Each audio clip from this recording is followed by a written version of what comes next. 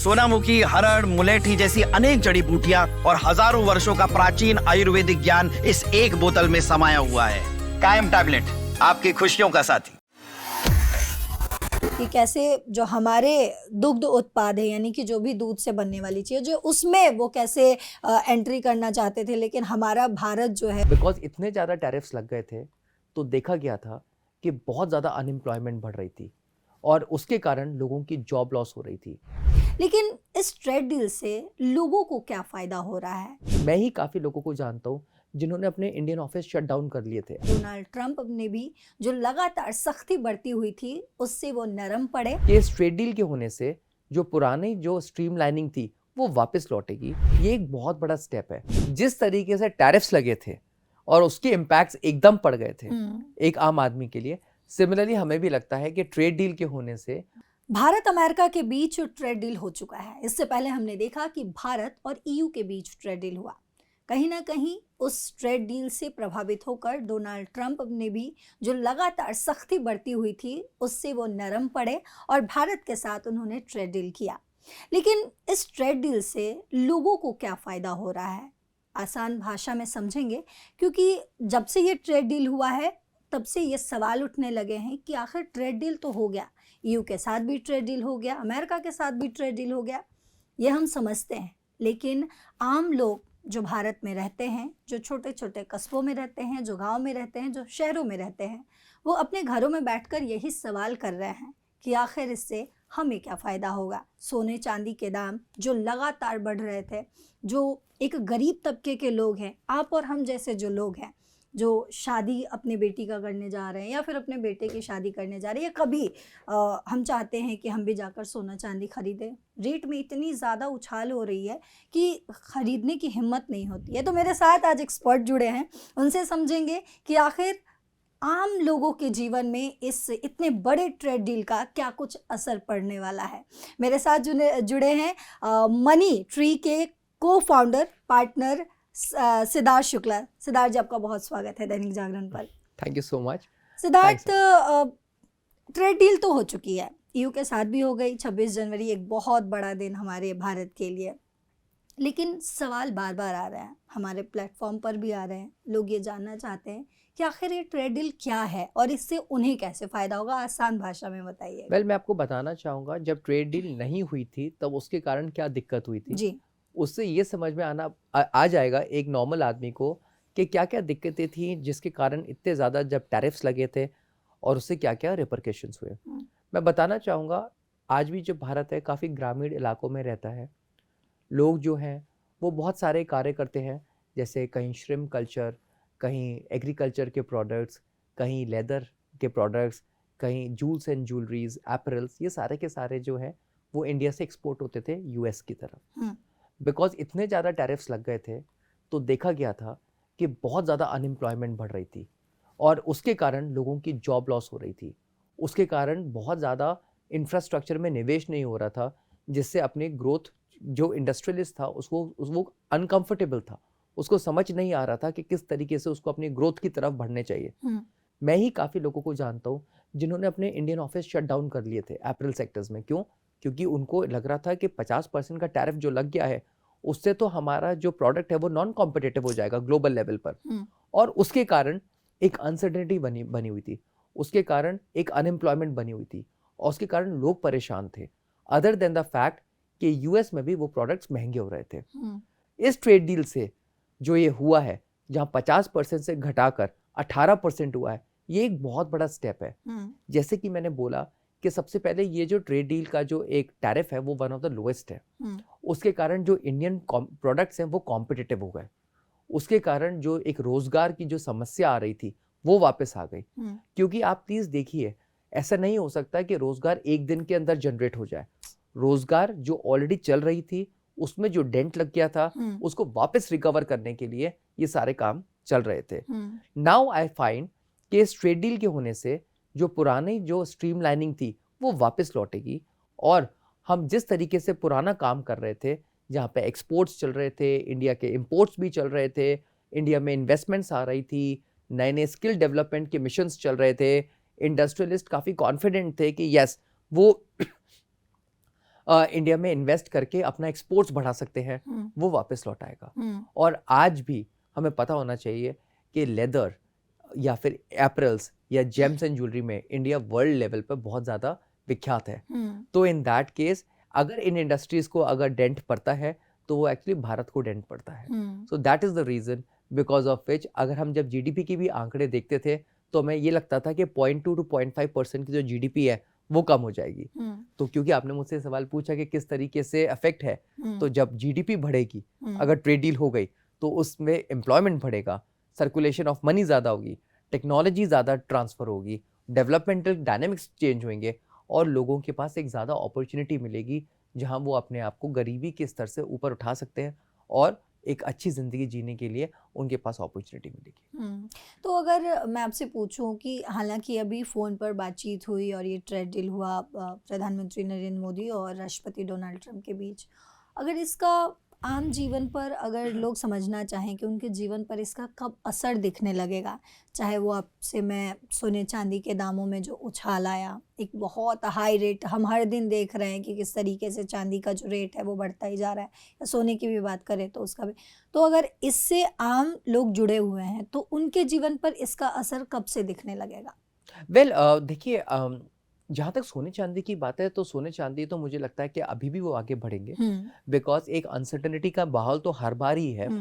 और क्योंकि डॉलर नीचे गिर रहा है तो सोने चांदी में तो बढ़त होगी विद फ्यू कंसोलिडेशंस, जैसे आज हुआ या आज से 3-4 दिन पहले हुआ जहाँ 20-30% का एक क्रैश के हमने देखा था।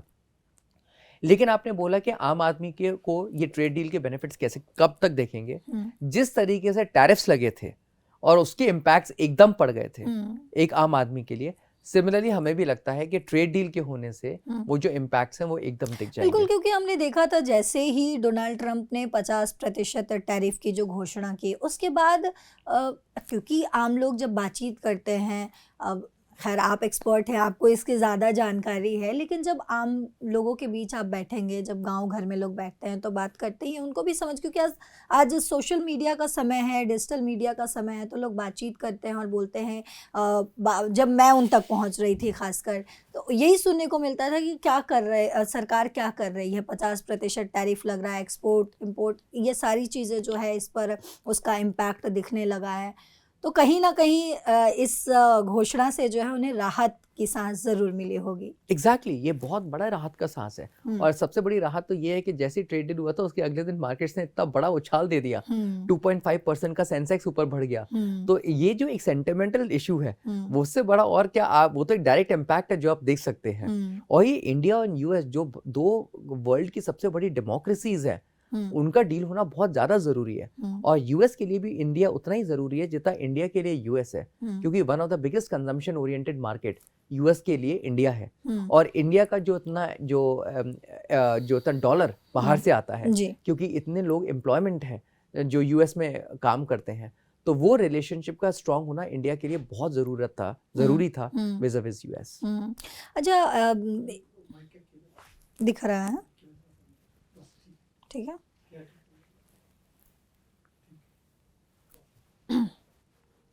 अच्छा सिद्धार्थ, आपसे एग्रीकल्चर को लेकर भी समझना चाहूँगी। एग्रीकल्चर को लेकर भी बड़ी घोषणाएं हुई हैं। इसके अलावा मेडिसिन को लेकर जो है, कैंसर मेडिसिन, शुगर के लिए जो आते हैं, उन सब के दामों को जो है वो कम किया गया है। तो इसका असर, क्योंकि कैंसर जो है वो एक ऐसी बीमारी है, किसी के परिवार में लोग सुनते ही जो है उनकी सांसें थम सी जाती है। अगर परिवार के किसी सदस्य को जो है अगर कैंसर फाइंड किया जाता है, चाहे किसी भी स्टेज में हो, इससे कितनी राहत मिलेगी लोगों को? वेल, मुझे लगता है कि इंडिया ग्लोबल लेवल पे अपने जेनेरिक ड्रग्स के लिए बहुत ज़्यादा फेमस है। काफ़ी ये जेनेरिक ड्रग्स जो होते हैं बहुत सस्ते होते हैं। जब इंडियन जनरली बाहर जाते हैं और वो देखते हैं कि अच्छा पैरासीटामोल का एक पत्ता जो यहाँ 10 रुपये का मिलता था वहाँ वो 500 रुपये का मिलता है, उससे उनकी हालत बहुत दिक्कत में आ जाती है। क्योंकि इन द सिमिलर वेज, जिस तरीके से आपने कैंसर ओरिएंटेड ड्रग्स या मेडिसिन की बात करी है, ये क्रिटिकल इलनेस के अंदर आता है, क्रिटिकल मेडिसिन होती हैं और ये बहुत ज़रूरी है इनका सस्ता होना, सो दैट पहली चीज़ एक आम आदमी तक इसकी एक्सेसिबिलिटी हो पाए, एक आम आदमी तक ये पहुंच पाए, और लोगों का पूरा प्रयास अपने परिवारजन को बचाने का जो होता है, जहां वो घर बिक जाता है, सामान बिक जाता है जस्ट बिकॉज बचाने के चक्कर में या कैंसर से फाइट करने के चक्कर में, आई थिंक वो महामारी जो है वो एक मेंटल ट्रॉमा जो एक इन्वेस्टर के अंदर या एक परिवार के सदस्य के अंदर जो क्रिएट होता है, शायद उससे भी बच पाएंगे। एंड यस, ऑफ कोर्स, जिस तरीके से ये एक्सेसिबिलिटी ऑफ ड्रग्स ज़्यादा हो रही है, उस तरीके से आप देख पाएंगे कि लोगों की जो एक क्षमता है फाइट करने की अगेंस्ट कैंसर या क्रिटिकल इलनेस भी बढ़ती जाएगी। अच्छा, ट्रेड को लेकर अभी जो ट्रेड्स होंगी उसको लेकर आम लोगों के बीच जो है ज़्यादा जानकारी नहीं दी गई है, लेकिन ये कब तक, इसका अनाउंसमेंट जो है वो कब तक हो जाएगा अगर लोगों को इस पे समझा ये अभी एक ट्रुथ सोशल पे जो डोनाल्ड ट्रंप है उन्होंने लिखा है, इंडिया ने उसको एक सराहा भी है। सो इन दैट केस इसका जो इम्प्लीमेंटेशन है वो अभी उसके बारे में डिस्कशंस नहीं हुए हैं, क्योंकि इम्प्लीमेंटेशन इतना ईजी नहीं है। क्योंकि अगर ट्रुथ सोशल पे जिस तरीके से कहा है कि टैरिफ नॉन टैरिफ बैरियर्स कम कर दिया जाएगा, इंडिया को एक्चुअली यूएस के लिए, यूएस का मार्केट जो है जैसे कोल हो गया, यूएस का पेट्रोलियम हो गया, यूएस का एनर्जी हो गई, यूएस के कैपिटल गुड्स हो गए, उसके लिए मार्केट खोलना पड़ेगा। उसके लिए कुछ रूल्स एंड रेगुलेशंस और लेजिस्लेशंस में चेंज होना बहुत ज़रूरी है। तो उसके लिए इंडिया अपना टाइम लेगी and as a result of which finally ये डील का जो पहला स्टेप है वो ऑलरेडी हो चुका है और इसका जो इम्प्लीमेंटेशन है वो भी आपको बहुत जल्दी होते हुए दिखेगा। बिल्कुल।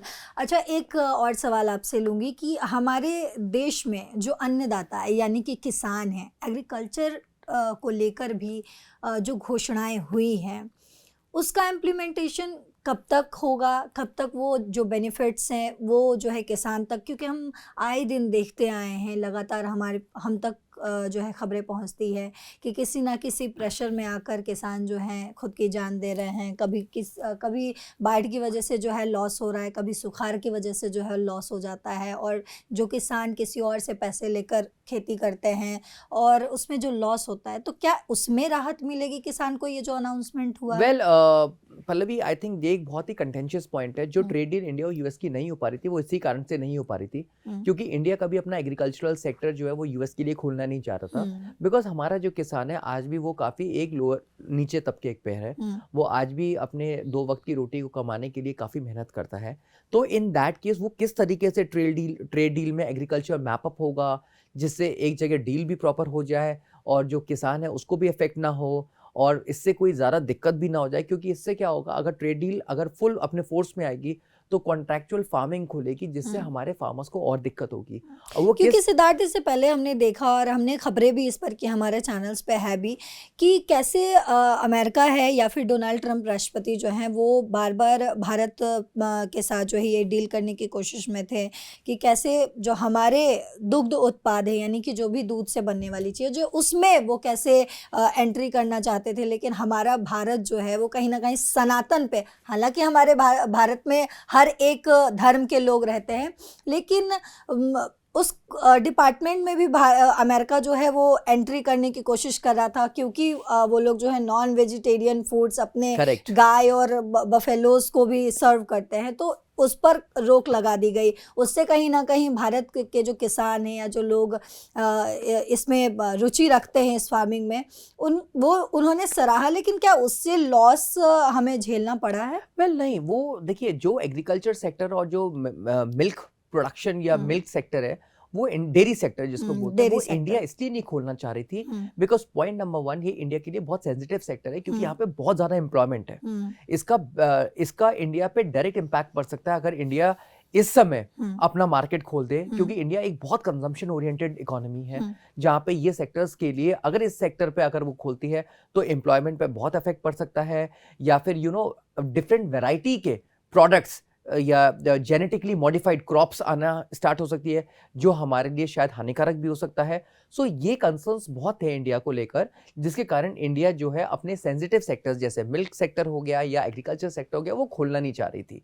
तो क्या अब इस डील के बाद वो सेक्टर्स खोल दिए गए हैं? अभी भी इस पॉइंट पे अभी भी कंफ्यूजन या कंटेंशन हर बार मुझे लगता है कि जब तक फुल फोर्स में ये नहीं आ जाता इन राइटिंग, क्योंकि उन्होंने अपने ट्रुथ सोशल पे लिखा है कि इंडिया खोलेगी, बट ये किस तरीके से मैपअप और पैन आउट होगा इस पे अभी भी एक डिस्कशन होना रहेगा। हालांकि क्योंकि डोनाल्ड ट्रंप की तरफ से जो ट्रुथ सोशल पर जो पोस्ट किया गया है उससे भारत जो है, हालांकि इस पर प्रधानमंत्री नरेंद्र मोदी ने भी रिप्लाई किया, उन्होंने कहा कि मुझे अपने दोस्त डोनाल्ड ट्रंप से बातचीत करके बहुत अच्छा लगा, हमारे बीच डील हो गई है। लेकिन जो डोनाल्ड ट्रंप कह रहे हैं कि भारत जो है अब रशिया से तेल जो है खरीदना कम कर देगा या बंद कर देगा और उसके बदले वेनेजुएला से खरीदेगा। लेकिन इस पर प्रधानमंत्री का कोई रिएक्शन नहीं है। तो क्या लगता है आपको कि इससे फिर या तो रशिया नाराज़ हो सकता है अगर प्रधानमंत्री ने इस पर रिएक्ट कर दिया, और अगर नहीं रिएक्ट किया तो क्या इस जो भी हाल में डील हुई है अमेरिका के साथ, क्या उस डील पर कोई प्रभाव पड़ सकता है? मुझे लगता है कि इंडिया एक सॉवरेन कंट्री है। इंडिया अपने डिसीजंस लेने में काफ़ी सशक्त है, सेल्फ रिलायंट है। तो मुझे लगता है कि हमें अपने स्ट्रेटेजिक पार्टनरशिप्स को इस तरीके से लाइन अप करना है जहां रशिया हमारा एक बहुत इंपॉर्टेंट एलाय, एक फ्रेंडशिप ट्रीटी भी साइन हो चुकी है यूएसएसआर के साथ किसी ज़माने में, तो वो हमें बचाना बहुत ज़रूरी है। And at the same time हमें जो अमेरिका के साथ रिलेशनशिप्स है उसको भी हम ज़्यादा ख़राब नहीं कर सकते हैं। तो दोनों फलक्रम में किस तरीके से रशिया का ऑयल या वेनेजुएला से ऑयल खरीदना है, वो उसकी केमिस्ट्री तो भी करनी या गणित करनी तो भी रह गई है, but in the same time हमारे लिए दोनों ही पार्टनर्स बहुत ज़्यादा इंपॉर्टेंट हैं और हम दोनों को ही नाखुश नहीं कर सकते हैं। सिद्धार्थ, एक आखिरी सवाल आपसे लेना चाहूँगी। ईयू के साथ जो भारत का डील हुआ है वो कैसे भारत के लोगों के जीवन पर जो है वो इम्पैक्ट डालेगा, अगर आसान भाषा में समझो तो? अगर आप उस डील को बहुत अच्छी तरीके से और विस्तार में अगर आप पढ़ें तो आपको समझ में आएगा कि जो यूरोपियन कंट्रीज़ पे जो भारत ने जो टैरिफ लगाई थी 110 यूरोपियन ऑटोमोबाइल्स पे या यूरोपियन कार्स पे 110% का, वो घटा के सिर्फ 10% रह गया है। या वाइन्स पे या स्पिरिट्स पे जो एक टैक्स लगा हुआ था, एक सेस लगा हुआ था, एक टैरिफ काउंटर बिलिंग ड्यूटीज लगी हुई थी, वो भी कम हो जाएगी। तो in that case Indian markets जो है वो खुलेगा यूरोपियन प्रोडक्ट्स के लिए, और उससे कंपटीशन भी बढ़ेगा और इससे हमारे लिए बहुत बेहतर एक पिक्चर साबित होगी। क्योंकि ईयू के साथ डील होना सिर्फ एक देश के साथ डील नहीं है, 27 देशों के साथ डील है। एग्जैक्टली। और क्योंकि ईयू में इतनी सारी कंट्रीज हैं, छोटी छोटी, और हर एक कंट्री की अपनी एक स्पेशलाइजेशन है, तो आप हर एक कंट्री के साथ अलग अलग डील नहीं कर सकते। दैट इज द रीजन कि आप पूरा एक यूरोपियन यूनियन के एक पूरा संगठन के साथ जब आप डील करते हैं, so that is why it is known as a mother of all deals. या बिल्कुल। बहुत शुक्रिया सिद्धार्थ आपका हमारे साथ जुड़ने के लिए। तो आपने एक्सपर्ट से समझा आसान भाषा में, एकदम आपके भाषा में मैंने इनसे समझने की और इनकी राय लेने की कोशिश की।